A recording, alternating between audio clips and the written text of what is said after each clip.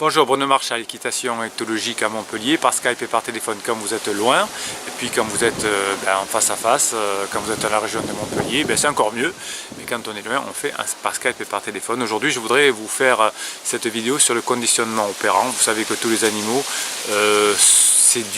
peuvent s'éduquer par le plaisir, donc ce qu'on appelle l'éducation positive, et ce qui fait le plus plaisir aux animaux, la plupart du temps, c'est quoi? C'est la récompense et la friandise. Alors je vous dis ça souvent parce que j'ai beaucoup de clients qui ont des difficultés avec leurs chevaux qui sont dans les prés. Alors les chevaux qui sont dans les prés, dans des grands prés, c'est génial, et c'est souvent d'ailleurs le grand fantasme des propriétaires de chevaux, d'avoir leurs chevaux dans les grands prés.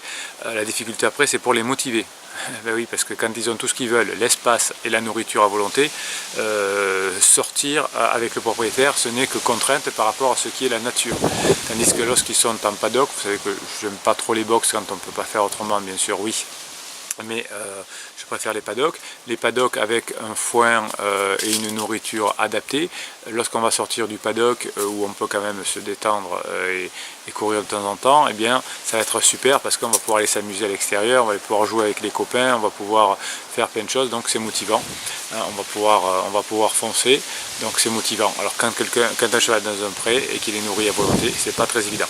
Donc la friandise, c'est toujours évident entre guillemets parce que pour un cheval, ça va être quelque chose de supplémentaire, ça va faire saliver, ça va faire des connexions neuronales. Donc tout ce qu'on va apprendre à votre cheval, si vous le faites par un conditionnement opérant, comme on fait avec tous les autres animaux, eh bien, vous allez avoir des résultats assez remarquables, exceptionnels. Alors je vous laisse face à votre conscience, vous pouvez utiliser le conditionnement opérant en faisant faire des pirouettes à votre cheval ou je ne sais quoi, vous marchez sur les jambes arrière. Moi je vous parle d'un conditionnement comportemental, c'est-à-dire que lorsque vous voulez apprendre un comportement à votre cheval, eh bien, en passant par la récompense, par le conditionnement opérant, vous aurez des résultats très rapidement. Par exemple l'arrêt, par exemple le départ au trot, le reculer, le donner les pieds, enfin tout ce qu'on peut imaginer. Tout ce qui va vous faciliter la vie va être facilement mis en place par le conditionnement opérant. Alors, je vais expliquer bien sûr comment ça fonctionne. Je voudrais juste vous dire avant que également le conditionnement opérant est utilisé de façon très efficace quand il faut changer un mauvais comportement. Par exemple, un cheval qui fuit, un cheval qui ne vient pas vers vous, auprès, etc. Par un cheval qui, je ne sais pas, envoie des coups de cul, enfin tout ce qu'on peut imaginer, qui bouge au montoir. Eh bien, on va remplacer un comportement par un autre et le nouveau comportement va être associé à du plaisir, à de la friandise, et donc l'ancien comportement dangereux pour le cheval ou pour le cavalier va rapidement être oublié. Alors on n'est pas bien évidemment dans quelque chose qui est manipulatoire, mais c'est quelque chose qui va permettre au cheval de recevoir une éducation positive. Vous voyez que je ne parle jamais de dressage, je parle d'éducation et je parle de comportement. Alors comment ça fonctionne? Mais c'est très simple. Un nom, le nom du cheval, un ordre, une action, une récompense. La récompense, ça va être, pour moi, c'est toujours une poignée de compléments alimentaires que le cheval n'a pas l'habitude de manger. Si ce qu'il mange tous les jours, c'est moins efficace. Même un complément alimentaire, on va dire au premier prix, suffit. S'il n'a pas l'habitude d'en manger, c'est très bien. Alors bien sûr, ensuite vous avez les bonbons, les carottes, enfin tout ce qu'on peut imaginer. Le cheval n'est pas très reconnaissant en bonbons ou autre, les carottes c'est bien également.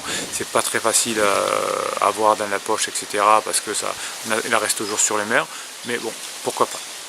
Donc choisissez quelque chose que le cheval n'a pas l'habitude de prendre. Donc je dis le nom du cheval, je donne l'ordre, ça c'est excitation du système neuronal du cheval et du système nerveux, donc il va se mettre en mouvement, et c'est suivi de ce mouvement qui est une action, et je vais récompenser. Alors je récompense comment? En associant à ma récompense un mot. Par exemple, moi c'est oui ou c'est bien. Alors, vous savez qu'il existe des clickers. Les clickers, c'est des petits appareils en plastique avec une languette métallique au milieu, un bouton, clic, on appuie, et chaque fois qu'on appuie, ça fait clic. Donc c'est utilisé pour les animaux, c'est-à-dire qu'au moment où on donne la récompense, il y a l'équivalent du c'est bien. Alors l'avantage du clicker, c'est que ça permet d'avoir toujours le même son qui est identique. Pour la voix, si le cavalier est énervé, si la cavalière je sais pas, est en colère, eh bien ça peut légèrement changer le ton de la voix et ça pourrait, il y a moins de cohérence pour le cheval. Alors je suis partisan du clicker, je dis que c'est bien. Malheureusement, c'est pas très pratique quand on est en selle. Alors on peut le mettre à la poche, mais déjà que c'est pas très pratique. Par exemple, si le cheval galope, on l'arrête au sifflet, hein, on dit illustrado, arrêt, récompense et avant clicker. Alors si on doit les clickers, aller chercher des graines dans la poche, se pencher en avant, etc., c'est un peu compliqué. Donc le clicker, très bien, hein, je le pratique avec mon chien, ça marche bien. Avec le cheval, par expérience même, je suis très favorable, c'est pas très pratique. Donc je l'ai remplacé par le c'est bien. Hein, et bien sûr, c'est au cavalier avoir un comportement suffisamment fort, suffisamment fiable, suffisamment maîtrisé pour garder à peu près toujours la même tonalité. C'est-à-dire, ah c'est bien, hein, forcément le cheval ne va pas assimiler, ou le poney ne va pas assimiler au même mot que d'habitude. Mais si vous dites c'est bien ou c'est bien, ça, pour le cheval, par expérience, ça marche bien. Voilà, donc le conditionnement opérant, je suis pour. Je vais vous expliquer comment ça fonctionnait. N'oubliez pas de mettre le c'est bien en même temps, et vous verrez que ça marche très bien, et qu'en quelques minutes, un cheval va venir vers vous, un cheval va vous suivre, un cheval va s'arrêter, parce que quand vous sifflez, que le cheval s'arrête et que vous récompensez, très rapidement, il va attendre le sifflet, et ce qui sera sympa dans l'arrêt, c'est d'être récompensé. S'il n'y a pas de plaisir à être arrêté parce qu'on va mettre du fer dans la bouche du cheval, eh bien le cheval va faire en sorte d'éviter la douleur pour s'arrêter, mais parfois s'il a beaucoup d'endorphine, ça ne marchera pas. Tandis que là, il va être conditionné à s'arrêter avec au moindre coup de sifflet, parce que pour lui, c'est du plaisir et c'est favorable. Voilà, donc si vous avez aimé cette vidéo, eh bien partagez-la si vous pensez qu'elle peut intéresser d'autres personnes. Mettez un pouce bleu pour que l'algorithme de YouTube puisse référencer cette vidéo. Posez vos questions comme d'habitude, il y en a beaucoup de plus en plus sous les vidéos, là, posez vos questions et j'y réponds.